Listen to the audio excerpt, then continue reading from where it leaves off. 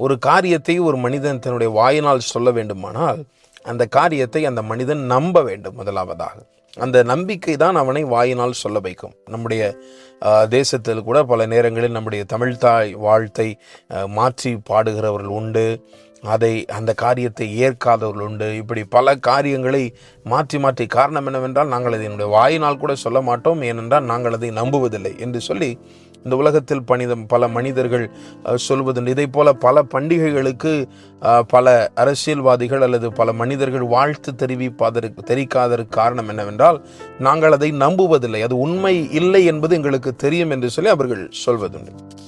இங்கே 1 யோவான் 4:15 நாம் வாசிக்கிறோம், இயேசுவானவர் தேவனுடைய குமாரன் என்று அறிக்கை பண்ணுகிறவன் எவனோ அவனில் தேவன் நிலைத்திருக்கிறார். அப்படியானால் இயேசு தேவனுடைய குமாரன் தான் என்று சொல்லி யார் நம்புகிறார்களோ அவர்கள்தான் அவரை அறிக்கையிடுவார்கள்.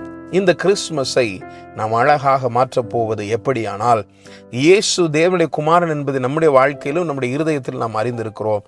இதை உலகமெங்கும் அறிக்கையிட்டு நாம் இயேசு தேவனுடைய குமாரன் என்று காண்பிக்க போகிறோம்.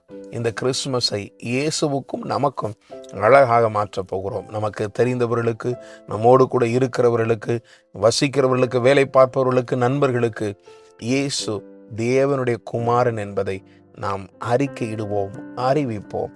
அது கிறிஸ்துமஸை அழகாக மாற்றும். ஆமென்.